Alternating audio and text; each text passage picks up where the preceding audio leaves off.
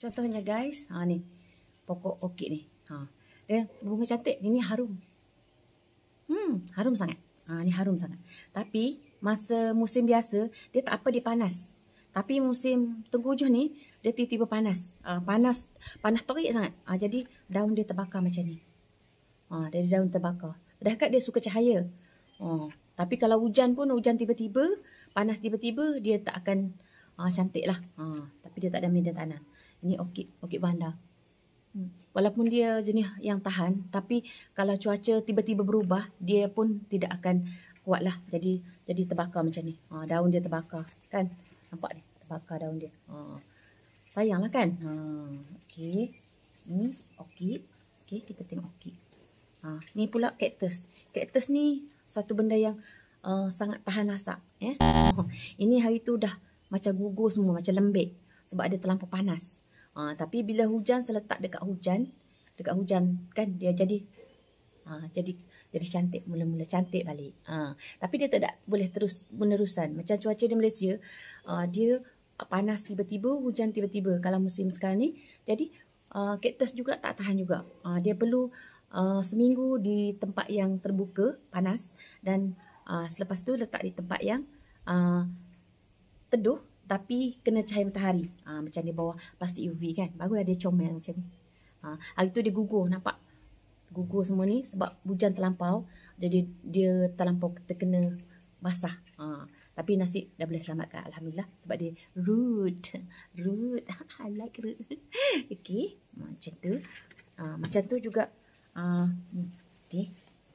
Philodendron Princess Pink. Pink lah katakan. Sikit je pink dia.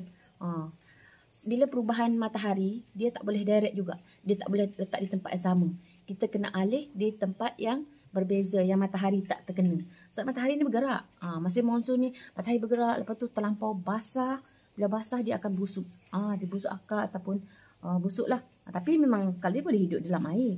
Cuma kalau dia terlampau basah, tanpa cahaya matahari, dia akan boleh mati juga. Nampak ni? Dia kata pink.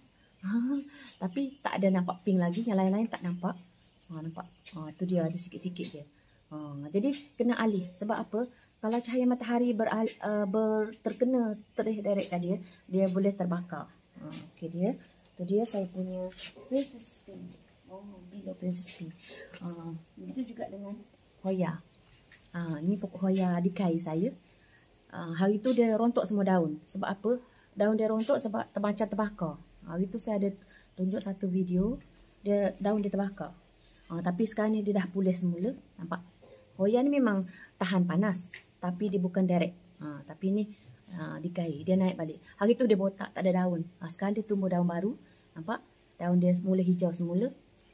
Sulur dia pun mula naik. Mula ada sulur baru. Alhamdulillah. Jadi kena tengok cuaca juga. Cuaca dan peredaran cahaya matahari. Dia ni kalau basah sangat pun tak boleh. Tapi dia suka lembap, humidity yang tinggi. Ini dekai. Ni pun ada lagi sikit. Ni lepas terbakar itu, cahaya matahari yang teruk. Nampak? Dia terbakar, luruh daun dia. Okay guys. Ni cuaca di Malaysia lah. Yang ni juga bersama. Yang ni nampak ni terbakar. Saya tak boleh angkat, dia besar. Dia terbakar daun dia. Sebab selalu tempat yang saya letak ni okey. Tapi bila monsun berubah, aliran peredaran matahari pun berubah dan terkena. Jadi kita pokok-pokok ni memang tak boleh duduk satu tempat. Dia kena alih-alih di mana ikut kesesuaian dia. Macam tu lah. Macam ni, Syngonium ni. Syngonium ni kalau kena cahaya matahari yang kuat, dia akan jadi warna dia lebih pink. Berat ni. Besar. Cahaya dia akan lebih pink. Tapi boleh terbakar juga. Nampak rimbun. Ni dah besar sangat dah. Saya alih ke dalam posh, tempat teduh sikit. Sebab sekarang ni cahaya dia tiba-tiba, matahari tiba-tiba. Bila matahari tiba-tiba, dia akan boleh terbakar juga. Tapi ni kalau cahaya matahari kuat, dia akan ada keluar pink macam ni kan. Cantik. Sama macam saya. Cantik pink. Macam tu juga Epicea. Epicea saya hari tu duduk di satu tempat yang cantik. Dia jadi cantik.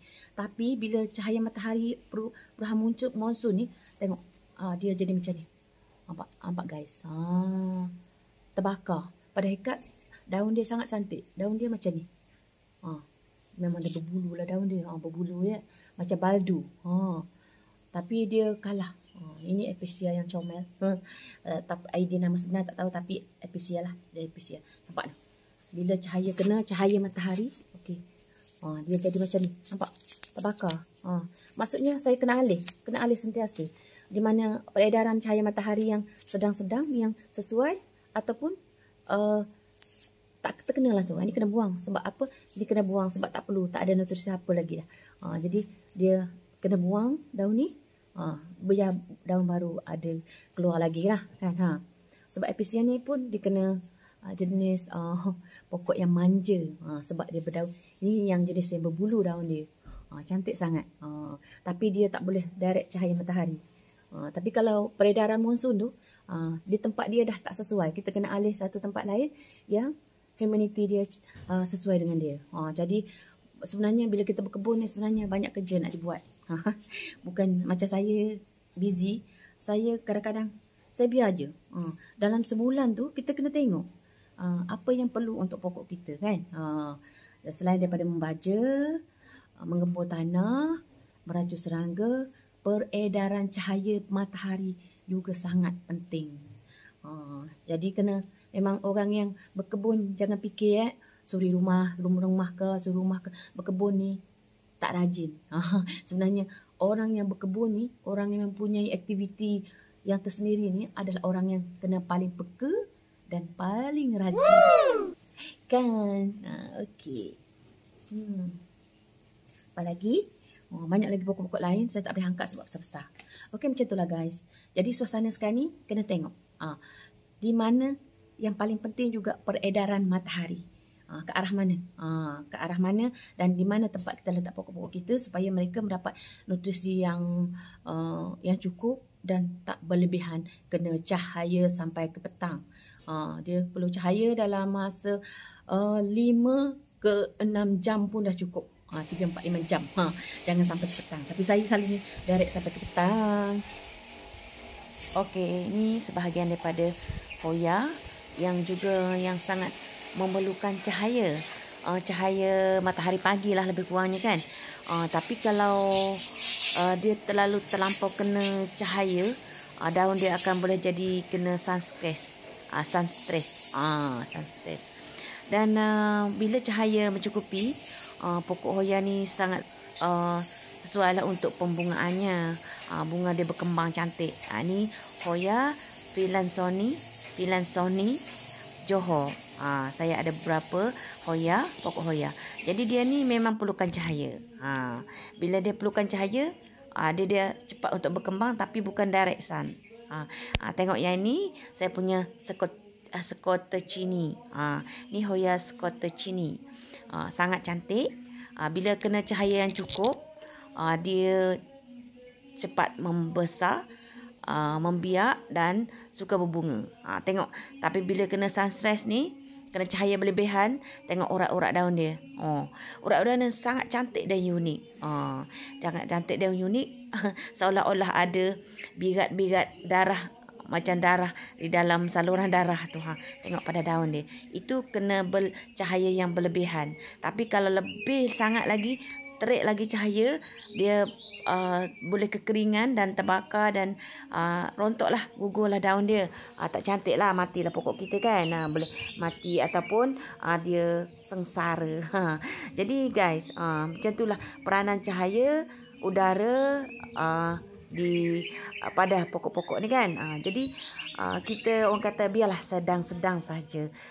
Tapi untuk pokok-pokok memang cahaya perlu untuk fotosintesis kan, untuk pemakanan mereka. Tetapi kalau berlebihan tak boleh lah kan. Jadi setiap setiap bulan tu perubahan matahari, pusingan matahari itu memang akan berubah.